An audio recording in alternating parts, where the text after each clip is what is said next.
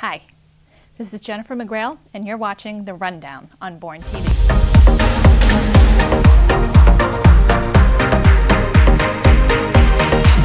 Okay, so The Rundown is intended to be a program that I am going to make for you every week that will take bits and pieces of the various committee meetings that we covered and break them down into smaller and easier to digest chunks, I hope.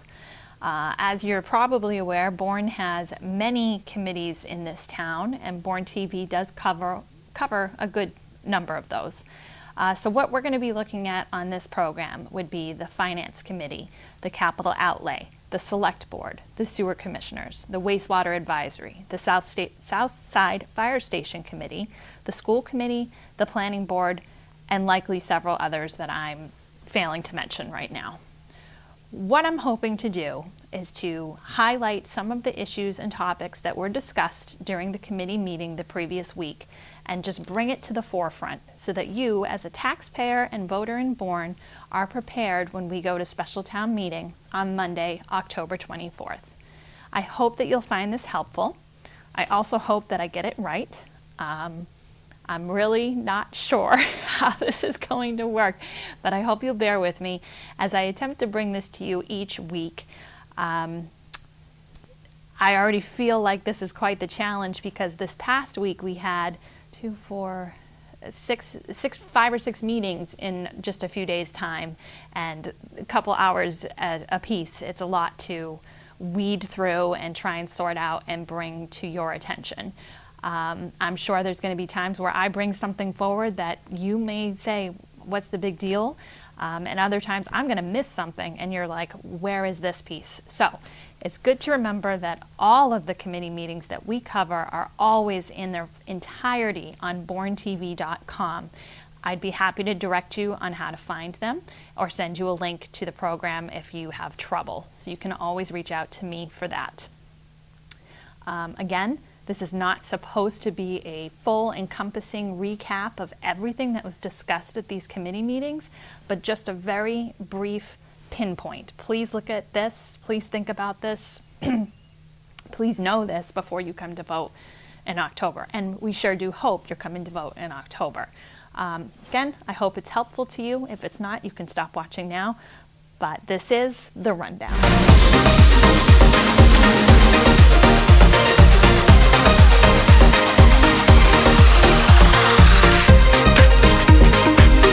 So I was going to do this without a paper in front of me, but there are budget items and numbers on here that if I don't look at this paper, I'm going to misspeak. So I'm going to use my paper. I hope you don't think that makes me not as professional as what you'd like. So here we go.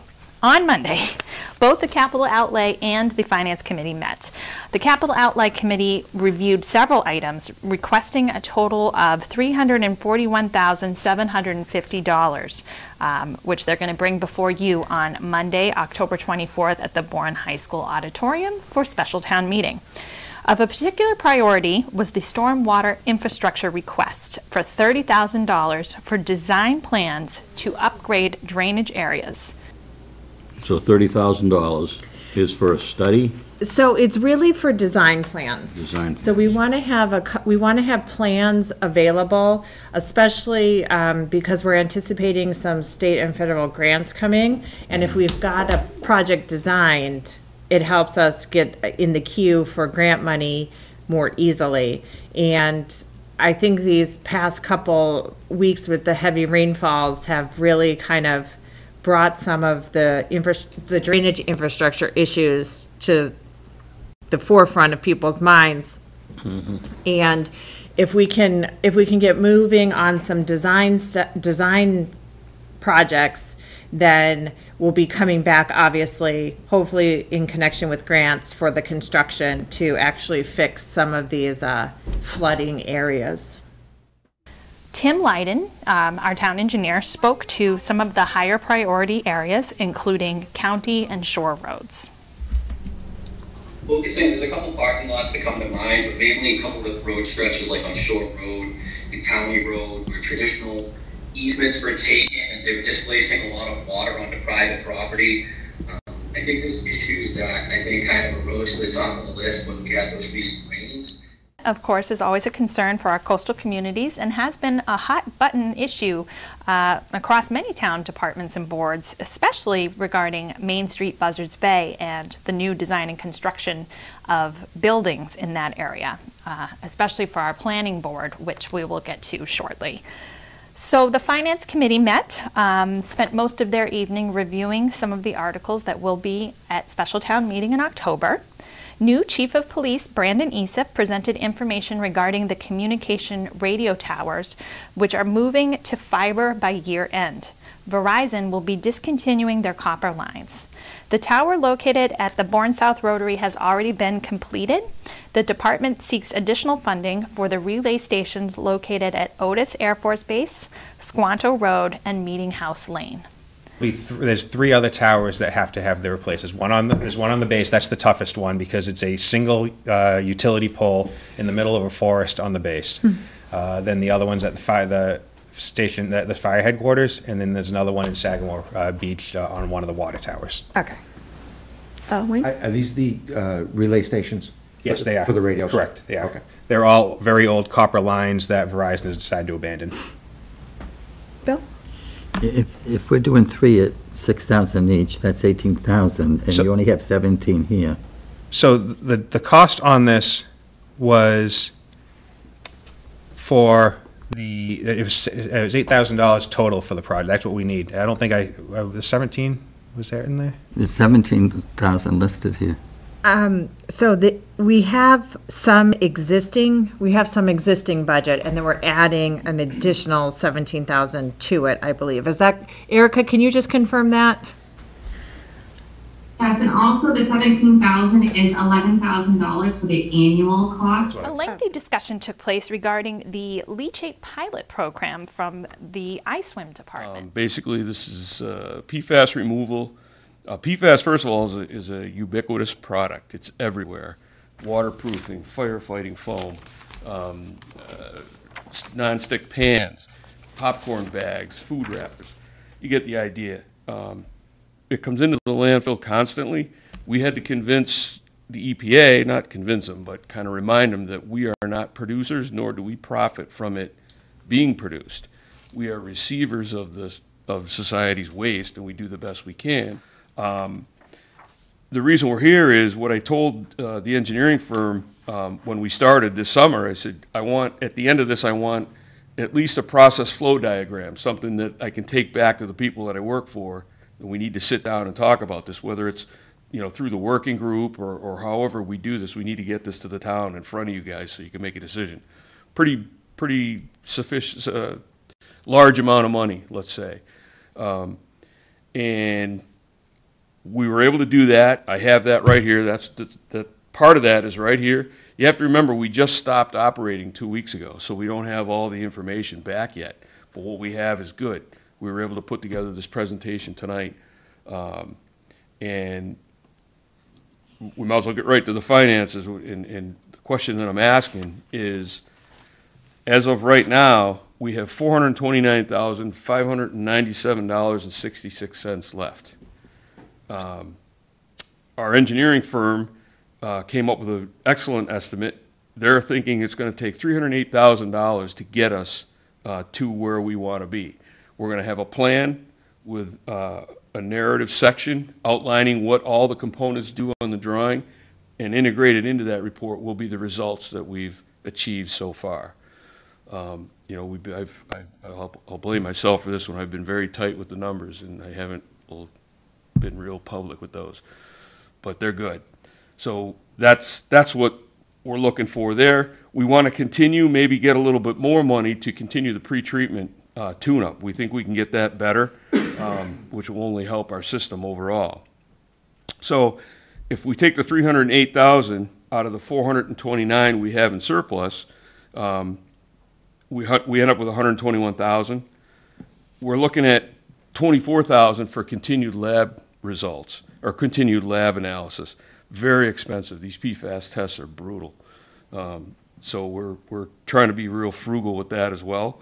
The hardware that we would need to rent, we're looking at another $14,000, $15,000, and then $8,000 for just support supplies, plumbing and things like that. And if you take that out of the 121 left, that leaves us with about 76,000. We're asking for an additional 225,000, and at the end, that will leave us with a little over $1 million to finish it up. I think that's more than enough. We want to continue to run the pretreatment system as long as we can, probably into, I'm thinking the end of November. Ace is thinking the end of December. So we'll see. We got a bet. That was Dan Barrett, General Manager of iSwim, who presented both before Finance Committee and the Select Board Committee this past week about this project.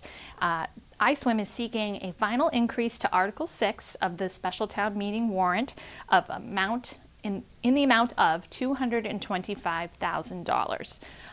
If you go to bournetv.com and watch either the Finance Committee or the Select Board meeting, you can see his entire presentation where he goes deeply into the history of the project beginning in 2020, where they've come in their testing phases and design, and what he proposes is coming for 2022 and the reason for that request.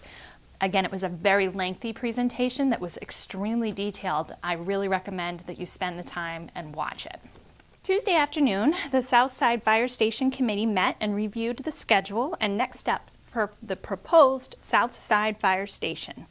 Richard Pomeroy, owner project manager of Pomeroy Associates, spent time with the committee reviewing site location. The committee agreed that their first choice location for the station would be located on MacArthur Boulevard, motorway, or possibly at 340 MacArthur Boulevard, which is adjacent to the property at Motorway. Following that, Dr. Julius Kelly Lane was a third option, and the last choice would have been the town ball field at Shore Road. If we rank them, can we rank MacArthur Boulevard, both properties as number 1 and 2, and then the county property, because again, you have to negotiate with the county on that, as a possible third, and make the ball field fourth, you know, and that gives you at least some direction of what the committee is thinking if we vote to approve that. And then we can start moving forward a little bit. That would be helpful. If I may, if I were going to rank them, I would rank 340 first. It has a deceleration lane. Yes. There's a negative in a sense that we have to demolish a building, but there may be some opportunities there. I haven't looked at the building yet. There may be some opportunities for some reuse. Who knows? And also, the utilities are already on the property. Yeah, obviously the return, whether or not they're of the capacity we require is a different story. But Right. I think the deceleration lane in itself is a huge benefit. But until you have the costs, you just don't know, or even if it's available, you just don't know where that ranking falls. Right. But right now, I would agree with you, 1, 2, and 3. What I would like to do is spend more time on Dr. Julius Way. I'll follow through with those questions. Okay. And I think we should, if we're going to make a final decision on this, and it would have to be after the RFQ is reissued, because Motorway was not acceptable with what was proposed. It was back on the lot, and you had to do all the improvements to get to the back of the lot. So we'll get the RFQ out there, we'll get the results back in, and we should be able to be ready to qualify these things pretty quickly. The deliberation discussion about the reasoning for these choices and in the order is all detailed in the meeting. If you have questions about how the committee came to this consensus, I suggest you take a look at the meeting. The next time the committee will meet will be on October 6th, where they will be presented with some designs. On October 18th, they will be holding interviews for their top 3 firms that are presenting those designs. And then they will hold their next regular business meeting on Tuesday, November 8th. Yes, it is election day, but they will be meeting at the Sagamore Beach Fire Station at 3:30 p.m. Tuesday evening, the Board of Selectmen also reviewed the special town meeting warrant articles, the same that the Finance Committee reviewed the evening before. Of particular interest is that they also agreed unanimously for the indefinite postponement of Article 15. You know, there's a clear acknowledgement that people were bettered nearly $1 million, and we don't know exactly what was supposed to happen after that. And they're paying on the betterment, it's recorded, it's fully in place, and the roads for the last 10 years have remained private. So this is kind of, this is gonna be a little bit of a tangle. And I'm not sure taking it to town meeting at this point, kind of in the state of reality, is the best course of action. And I do apologize, because when I brought this forward, I thought that the steps have been taken care of, the inspections and so forth. And when it was brought to my attention yesterday, or the day before, Marlene and I talked about it, and I agree with 100%. We got to take it off and revisit this. I have contacted some other towns to get their design standards and required improvements, and I think we ought to start working on that this winter. Our bylaw that I have here is very blasé, I should say. It doesn't really specifically say what we should do and what we shouldn't do, but I think the process is to have a standard in place, and we got to make sure we do the inspections at the end of the project, which weren't done. And I should have looked. I didn't realize that, and it's my fault for that. There's no as-built plan after the fact? Nothing. I can't find anything. Not that we can find, not that we have found. I'm not. It may surface somewhere, but We can't say that it doesn't exist. We can't find it yet. You can take a more in-depth look at this meeting and discussion on any of these articles at bournetv.com. We wrap up our week with the Planning Board meeting from September 22nd. That meeting primarily dealt with 2 Kendall Ray Place, which is the proposed project that has been continued a number of times as some issues have been sorted out. Particularly, parking was a heavily discussed item. Once again, the concern being that there is not enough parking spaces to unit ratio. There was some issues about the waivers that are requested regarding density and height of the buildings and why those waivers are being sought. So let's start with density, to answer the prior speaker's question. So the density was, we started with over 220 units on this site back a couple of years ago. And that was what we originally thought we wanted to do. There was really, frankly, if we go back to the, where's the one with the open, the Great Lawn.